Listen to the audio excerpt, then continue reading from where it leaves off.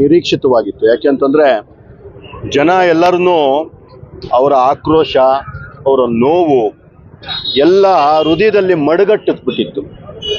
ಅದನ್ನು ಹೊರಗಡೆ ಹಾಕೋದಕ್ಕೆ, ಆ ಕೂಗನ್ನು ಹೊರಗಡೆ ಹಾಕೋದಕ್ಕೆ ಒಂದು ಅವಕಾಶಕ್ಕೋಸ್ಕರ ಜನ ಕಾಯ್ತಾ ಇದ್ರು ಅಷ್ಟೇ. ಇದು ಸಂದೀಪ್ ರೆಡ್ಡಿದು ಮೂಮೆಂಟ್ ಅಲ್ಲವೇ ಅಲ್ಲ, ಇದು ಇಡೀ ಚಿಕ್ಕಬಳ್ಳಾಪುರ ಜನರ ಮೂಮೆಂಟ್. ಇದು ಒಬ್ಬ ಮಾಮೂಲಿ ವ್ಯಕ್ತಿ ಸಂದೀಪ್ ರೆಡ್ಡಿ ಏನೂ ಮಾಡೋಕ್ಕೆ ಸಾಧ್ಯನೇ ಇಲ್ಲ. ಏನಂತಂದರೆ ಜನಗಳ ನೋವನ್ನು ನಾನು ಅರ್ಥ ಮಾಡ್ಕೊಂಡಿದ್ದೆ. ಬಜೆಟ್ಗೆ ಮೊದಲು ಶಾಸಕರಿಗೆ ಗಟ್ಟಿಯಾಗಿ ಹೇಳಿದ್ವಿ, ದಯವಿಟ್ಟು ನಮ್ಮ ಚಿಕ್ಕಬಳ್ಳಾಪುರ ತಾಲೂಕಿಗೆ ಶುದ್ಧವಾದ ನೀರನ್ನು ತರೆಯೋದಕ್ಕೆ ಬಜೆಟಲ್ಲಿ ಹಣ ಇರಿಸಿ ಅಂತ ಏನು ಬಜೆಟ್ಗೆ ಮೊದಲೇ ಅವರಿಗೆ ಎಚ್ಚರಿಕೆಯನ್ನು ಕೊಟ್ವಿ, ಕಳಕಳಿಯಾಗಿ ಮನವಿಯನ್ನು ಕೂಡ ಮಾಡಿದ್ವಿ. ಬಟ್ ಆದರೆ ಅವರು ವಿಫಲ ಆಗ್ತಿದ್ದಂಗೆ ನಾವು ಇನ್ನು ನಿಲ್ಲಿಸಬಾರ್ದು ಇದನ್ನು ಹೋರಾಟನ. ಯಾರು ಜೊತೆಗೆ ಬರ್ತಾರೆ, ಯಾರು ಜೊತೆಗೆ ಬರಲ್ಲ, ಇದಕ್ಕೊಂದು ವೇದಿಕೆ ಏನು ನಾವು ಯೋಚನೆ ಮಾಡಲಿಲ್ಲ. ಡೈರೆಕ್ಟ್ ಬೀದಿಗೆ ಬಂದ್ವಿ. ನಿಮ್ಮೆಲ್ಲ ಪತ್ರಿಕಾ ಮಾಧ್ಯಮದವ್ರಿಗೆ ನಾನು ಥ್ಯಾಂಕ್ಸ್ ಹೇಳೋಕ್ಕೆ ಇಷ್ಟಪಡ್ತೀನಿ. ನೀವೆಲ್ಲರೂ ನಮ್ಮ ಜೊತೆ ನಿಂತು ನಮ್ಮ ಕೂಗನ್ನು ಪ್ರತಿ ಮನೆಗೂ ತಲುಪಿಸುವಂತಹ ಕೆಲಸವನ್ನು ತಾವು ಮಾಡಿದ್ರಿ. ಇವತ್ತು ಇಡೀ ಚಿಕ್ಕಬಳ್ಳಾಪುರ ಏನು ಈ ಒಂದು ಏನು ಡ್ರೈವ್ ಮಾಡ್ತಾ ಇದ್ದೀವಿ ನೀರಿಗಾಗಿ, ಈ ಒಂದು ಆಂದೋಲನ ಏನು ಮಾಡ್ತಿದ್ವಿ, ಇದ್ರ ಜೊತೆ ಮನಸ್ಸೋ ಇಚ್ಛೆ ಬಂದು ನಿಂತ್ಕೊಂಡಿರೋಂತಹ ಕೆಲಸ ಮಾಡ್ತಿದ್ದಾರೆ. ನಮ್ಮ ಈ ಕೂಗು ನಿಜಕ್ಕೂ ಸಂತೋಷ.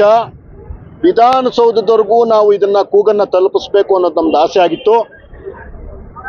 ಆದರೆ ಈ ನಮ್ಮ ನಿಸ್ವಾರ್ಥ ಕೂಗು ಡೆಲ್ಲಿಯ ಸಂಸತ್ನಲ್ಲಿ ಮೊಳಗಿರೋಂಥದ್ದು ನಿಜಕ್ಕೂ ಚಿಕ್ಕಬಳ್ಳಾಪುರ ಜನತೆಗೆ ಸಿಕ್ಕಂತಹ ಗೌರವ, ಚಿಕ್ಕಬಳ್ಳಾಪುರದ ಸ್ವಾಭಿಮಾನ ಜನತೆಗೆ ಸಿಕ್ಕಂತಹ ಒಂದು ಆದರ ಅಂತ ಅದನ್ನು ನಾನು ಹೇಳಕ್ಕೆ ಇಷ್ಟಪಡ್ತೀನಿ.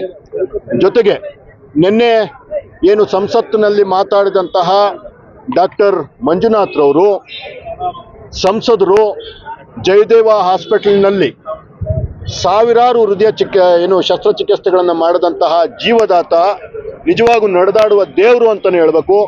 ಅಂತಹ ವ್ಯಕ್ತಿ ಏನು ಚಿಕ್ಕಬಳ್ಳಾಪುರದ ಪರವಾಗಿ ಕೂಗನ್ನು ಎಬ್ಬಿಸಿದ್ದಷ್ಟೇ ಅಲ್ಲ, 8:30ಗೆ ನನಗೆ ತಾವೇ ಪರ್ಸನಲ್ ಆಗಿ ಫೋನ್ ಮಾಡಿ, ನನಗೂ ಅವ್ರಿಗೆ ಯಾವುದೇ ಪರಿಚಯ ಇಲ್ಲ, ನಾನು ಇದುವರೆಗೂ ಅವ್ರನ್ನ ಎದುರುಗಡೆ ಕೂಡ ನೋಡಿಲ್ಲ. ಅವರ ಫೋನ್ ನಂಬರ್ ನನ್ನ ಹತ್ರನೂ ಇಲ್ಲ, ನನ್ನ ಫೋನ್ ನಂಬರ್ ಅವ್ರ ಹತ್ರ ಇಲ್ಲ. ಬಟ್ ದೊಡ್ಡವರು ನಮ್ಮನ್ನು ರೀಚ್ ಆಗಬೇಕಂದ್ರೆ ಅವ್ರಿಗೇನು ದೊಡ್ಡ ವಿಷಯ ಅಲ್ಲ. 8:30ಗೆ ನನಗೊಂದು ಅನ್ನೋನ್ ನಂಬರಲ್ಲಿ ಒಂದು ಕರೆ ಬಂತು. ಮಾತಾಡಿದಾಗ ಅವ್ರು ಹೇಳಿದ್ರು, ಮಂಜುನಾಥ್ ಸರ್ ಮಾತಾಡ್ತಾರಂತೆ ಅಂತೇಳಿ ಮಂಜುನಾಥ್ ಸರ್ ಕೈ ಕೊಟ್ಟರು. ನಿಜಕ್ಕೂ ಮಂಜುನಾಥ್ ಸರ್ ನಮ್ಮನ್ನು ಶ್ಲಾಘನೆ ಮಾಡಿದ್ರು. ಚಿಕ್ಕಬಳ್ಳಾಪುರದ ಜನತೆ ಏನು ಮಾಡ್ತಾ ಇದ್ದೀರಾ, ನಿಜಕ್ಕೂ ಇಡೀ ದೇಶಕ್ಕೆ ನೀವು ಮಾಡ್ತಾ ಇರೋಂತಹ ಕೆಲಸ ಮಾದರಿ ಅಂತ ಹೇಳ್ಬಿಟ್ಟು ಅವರು ಶಬಾಷ್ ಅಂದರು. ನಾನು ನನ್ನ ಚಿಕ್ಕಬಳ್ಳಾಪುರದ ಜನತೆಗೆ ಮತ್ತೊಮ್ಮೆ ಹೇಳಕ್ಕೆ ಇಷ್ಟಪಡ್ತಿದ್ದೀನಿ, ನಾವು ಮಾಡ್ತಾ ಇರೋ ಕೆಲಸಕ್ಕೆ 108 ಜನ 108 ಬಣ್ಣ ಕಟ್ತಾರೆ, ಅದು ಸಹಜ. ಬುದ್ಧನಿಗೆ, ಅಂಬೇಡ್ಕರ್ಗೆ, ರಾಮನಿಗೆ ಯಾರಿಗೂ ಸಹ ಈ ರೀತಿ ಅಪಪ್ರಚಾರ ತಪ್ಪಿದ್ದಲ್ಲ. ನೀವು ಯಾವ ಮಹಾ ಏನೇ ಕೆಲಸ ಮಾಡಿದ್ರು ಅದಕ್ಕೆ ಅಡ್ಡಿಪಡಿಸುವಂತಹ ಒಂದಷ್ಟು ಶಕ್ತಿಗಳು ಯಾವಾಗಲೂ ಈ ಪ್ರಕೃತಿಯಲ್ಲಿ ಇದ್ದೇ ಇರ್ತವೆ. ಅವುಗಳನ್ನೆಲ್ಲ ನಾವು ಸೈಡ್ಗಿಟ್ಟು, ಅದನ್ನೆಲ್ಲನೂ ನಾವು ಬದಿಗಿಟ್ಟು, ನಾವು ನಮ್ಮ ಹಕ್ಕಿಗಾಗಿ ಹೋರಾಟ ಏನು ಮಾಡ್ತಿದ್ದೀವಿ ಇದನ್ನ ಇನ್ನಷ್ಟು ತೀವ್ರಗೊಳಿಸೋಣ.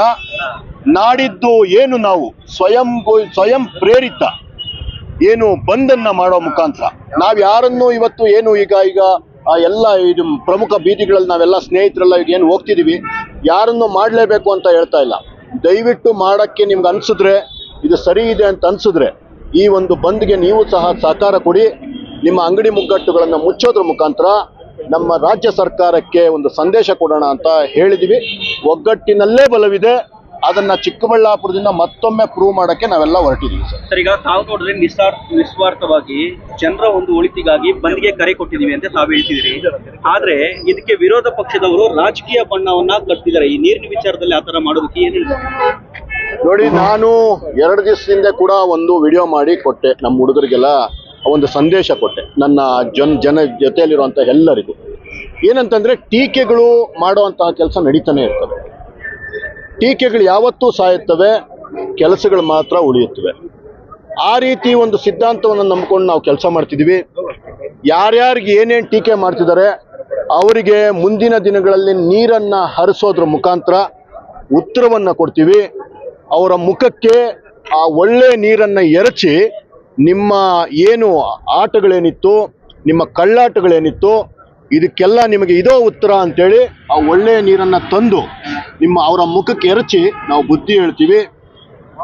ನೀರು ತರಬೇಕು ಅಂದ್ರೆ ನಾವೇ ತರಬೇಕಂತಲ್ಲ, ನೀರು ತರಬೇಕಾಗಿರೋದು ಇವತ್ತಿನ ಕಾಂಗ್ರೆಸ್ ಪಕ್ಷದಲ್ಲಿರುವಂತಹ ದೊಡ್ಡ ದೊಡ್ಡ ನಾಯಕರು, ಶಾಸಕರು, ಮಂತ್ರಿಗಳು. ಅವ್ರು ತರ್ತಾರೆ. ಯಾಕೆ ತರ್ತಾರೆ ಅಂದರೆ ಈ ಚಿಕ್ಕಬಳ್ಳಾಪುರ ಜನ ಈ ರೀತಿ ದಂಗೆ ಎದ್ದೇಳ್ತಾರೆ ಅಂತ ಯಾರು ಅಂದ್ಕೊಂಡಿರಲಿಲ್ಲ. ಚಿಕ್ಕಬಳ್ಳಾಪುರದ ಜನ ಇವತ್ತೇನು ಓನಾಮ ಬರೀತಾ ಇದ್ದಾರೆ, ಇದು ಇಡೀ ನನ್ನ ಬೆಂಗಳೂರು ಗ್ರಾಮಾಂತರ, ಚಿಕ್ಕಬಳ್ಳಾಪುರ ಜಿಲ್ಲೆ ಹಾಗೂ ಕೋಲಾರ ಜಿಲ್ಲೆಯಲ್ಲಿ ಇನ್ನೂ ಎದ್ದೇಳುತ್ತೆ ನೋಡಿ. ನಿಜವಾದ ಹೋರಾಟ ಇನ್ನೆದ್ದೇಳುತ್ತೆ. ಅಂತಹ ಒಂದು ಹೋರಾಟಕ್ಕೆ ಸಣ್ಣ ಕಿಡಿಯನ್ನು ಹಚ್ಚುವಂಥ ಕೆಲಸನ ನನ್ನ ಚಿಕ್ಕಬಳ್ಳಾಪುರ ಜನತೆ ಮಾಡಿದೆ. ಇದರಲ್ಲಿ ನಾವು ಸಕ್ಸಸ್ ಆಗಿದ್ದೀವಿ. ಇದೇ ಕಾಂಗ್ರೆಸ್ನವ್ರು ಈಗಾಗಲೇ ಮಾತಾಡೋಕ್ಕೆ ಸ್ಟಾರ್ಟ್ ಮಾಡಿದ್ದಾರೆ. ಸುಬ್ಬಾರೆಡ್ಡಿ ಸಾಹೇಬರು ಮಾತಾಡಿದ್ದಾರೆ, ನಾನು ನೀರು ತಂದೇ ತರ್ತೀನಿ ಅಂತ ಹೇಳಿದ್ದಾರೆ. ಅಲ್ಲಿಗೊಂದು ನಮ್ಗೆ ಗೆಲುವು ಸಿಕ್ತು. ಆಂಜನಪ್ಪ ಸಾಹೇಬರು ಮಾತಾಡಿದ್ದಾರೆ, ಇವತ್ತು ಪತ್ರಿಕಾಗೋಷ್ಠಿ ಮಾಡಿದ್ದಾರೆ. ನಮ್ಮನ್ನು ಏನು ಬೇಕಾದ್ರೂ ಅಂದ್ಕೊಳ್ಳಿ, ಎಂಡ್ ಆಫ್ ದ ಡೇ ಅವ್ರು ಏನು ಹೇಳಿದ್ದಾರೆ, 6 ತಿಂಗಳೊಳಗಡೆ ನೀರು ತಂದಿಲ್ಲ ಅಂದರೆ ರಾಜೀನಾಮೆ ಮಾಡ್ತೀನಿ, ನಾನು ರಾಜಕೀಯ ಬಿಟ್ಟು ಹೋಗ್ತೀನಿ ಅಂತ ಹೇಳಿದ್ದಾರೆ. ಅಂದರೆ ನಾವು ಕರೆಕ್ಟ್ ಆದ ದಾರಿನಲ್ಲಿ ಹೋಗ್ತಾ ಇದ್ದೀವಿ. ಯಾರ್ಯಾರು ಚುರುಕು ಮುಟ್ಟಿಸ್ಬೇಕು ಮುಟ್ಟಿಸಿದ್ದೀವಿ. ಎಲ್ಲರೂ ನಿದ್ದೆಯಿಂದ ಎದ್ದು ಕೆಲಸ ಮಾಡೋಕ್ಕೆ ಸ್ಟಾರ್ಟ್ ಮಾಡಿದ್ದಾರೆ. ಏನು ನಮ್ಮ ಶಾಸಕರು ಸಹ, ಪ್ರದೀಪ್ ಈಶ್ವರ್ ಅವರು ಸಹ ನೀರಿನ ಏನು 3ನೇ ಹಂತದ ಶುದ್ಧೀಕರಣದ ಜೊತೆ ನಾನು ಇದ್ದೀನಿ ಅಂತ ಹೇಳಿದ್ದಾರೆ. ಅಲ್ಲಿಗೆ ಒಂದೊಂದೇ ಹೆಜ್ಜೆ ನಾವು ಮುಂದೆ ಇಡ್ತಾ ಇದ್ದೀವಿ, ಕರೆಕ್ಟಾಗಿ ಇಡ್ತಾ ಇದ್ದೀವಿ. ಇಡೀ ನಮ್ಮ ವಿಧಾನಸೌಧವನ್ನು ಕದಲಿಸುವಂಥ ಕೆಲಸವನ್ನು ನಾವು ಮಾಡಿದ್ವಿ. ಮಾರ್ಚ್ 15ರ ಬಂದಿಗೆ ಸರ್ ಜನಗಳಿಗೆ ಏನೊಂದು ಕರೆಯನ್ನ ಕೊಡೋದಕ್ಕೆ ಬೇಕು? ಮಾರ್ಚ್ 15ರ ಏನಂತಂದರೆ, ಯಾವುದೇ ಕಾರಣಕ್ಕೂ ಯಾರನ್ನು ಅಂಗಡಿ ಮುಂಗಟ್ಟುಗಳನ್ನಿರ್ಬೋದು, ಯಾವುದೇ ವಹಿವಾಟುಗಳನ್ನಿರ್ಬೋದು ಬಲವಂತವಾಗಿ ಮುಚ್ಚುವಂತಹ ಪ್ರಮೇಯ ಇಲ್ಲವೇ ಇಲ್ಲ. ಆ ರೀತಿ ಏನಾದರೂ ಕೆಲಸ ಮಾಡಿದ್ರೆ ನಾವು ಸೋತ್ವಿ ಅಂತ ಅರ್ಥ. ನಾವು ಏನು ಪದೇ ಪದೇ ಪ್ರಬುದ್ಧ ನಾಗರಿಕರು, ನನ್ನ ಚಿಕ್ಕಬಳ್ಳಾಪುರ ಜನತಾ ಅಂತ ಹೇಳ್ತಾ ಇದ್ದೀನಿ, ಅದಕ್ಕೆ ಮಸಿ ಬಳಿಯುವಂತಹ ಕೆಲಸ ನೀವು ಮಾಡ್ದಂಗೆ ಆಗುತ್ತೆ. ಏನು ಯಾರನ್ನಾದರೂ ಬಲವಂತವಾಗಿ ಅಂಗಡಿ ಮುಚ್ಚಿದ್ರೆ ಯಾವುದೇ ಕಾರಣಕ್ಕೂ ಬೇಡ. ಯಾರ್ಯಾರಿಗೆ ಸ್ವಾಭಿಮಾನಿಗಳಿದ್ದಾರೆ, ಯಾರಿಗೆ ತಮ್ಮ ಮನೆಯಲ್ಲಿ ಒಳ್ಳೆ ನೀರು ಬರಬೇಕು ಅಂತ ಅನ್ಕೊಂತಾರೆ, ಯಾರು ಮಕ್ಕಳಿಗೆ ಒಳ್ಳೆ ನೀರಲ್ಲಿ ಅವರಿಗೆ ಒಂದು ಅಡುಗೆ ಮಾಡಿಕೊಡ್ಬೇಕು ಅಂತ ಅನ್ಕೊಂತಾರೆ, ಯಾರಿಗೆ ಒಳ್ಳೆ ಅವರ ಹಸುಗಳಿಗೆ, ಕರುಗಳಿಗೆ ಒಳ್ಳೆ ನೀರು ಕೊಟ್ಟು ಅದರಲ್ಲಿ ಆ ನೀರಲ್ಲಿ ಉಪಯೋಗಿಸ್ಬೇಕು ಅಂತ ಅನ್ಕೊಳ್ಳೋಂತಹ ಈ ಮನುಷ್ಯತ್ವ ಇರುವಂತಹ ಎಲ್ಲರೂ ಸಹ ಈ ಒಂದು ಕರೆಗೆ 100% ಹೋಗೊಟ್ಟಿದ್ದಾರೆ.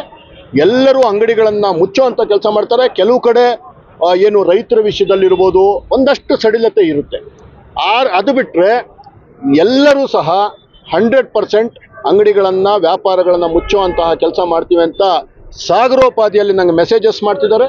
ವಿಡಿಯೋಗಳನ್ನು ಮಾಡಿ ಗೃಹಿಣಿಯರಿಂದ ಹಿಡಿದು, ಸಣ್ಣ ಸಣ್ಣ ವ್ಯಾಪಾರಸ್ಥರಿಂದ ಹಿಡಿದು, ಸ್ಟೂಡೆಂಟ್ಸಿಂದ ಹಿಡಿದು ಈ ಒಂದು ಏನು ನಾವು ಆಂದೋಲನ ಮಾಡ್ತಿದ್ವಿ, ಜೊತೆಗೆ ನಿಂತಿರೋದು ನಿಜಕ್ಕೂ ಅದ್ಭುತವಾದ ಪ್ರತಿಕ್ರಿಯೆ ಇದು. ಇಂತಹ ಚಿಕ್ಕಬಳ್ಳಾಪುರದ ಇಂತಹ ಒಂದು ಮಣ್ಣಿನಲ್ಲಿ ಹುಟ್ಟಿರೋದಕ್ಕೆ, ಈ ಪ್ರಬುದ್ಧತೆಯ ನಾಡಿನಲ್ಲಿ ಹುಟ್ಟಿರೋದಕ್ಕೆ ನನಗೆ ಹೆಮ್ಮೆ ಅನಿಸುತ್ತೆ. 100% ಚಿಕ್ಕಬಳ್ಳಾಪುರ ಬಂದು ಕರೆಕ್ಟಾಗಿ, ಶಾಂತಿಯುತವಾಗಿ, ಅರ್ಥಪೂರ್ಣವಾಗಿ ನಡೆಯುತ್ತೆ ಅನ್ನೋದು ನನ್ನ ನಂಬಿಕೆ.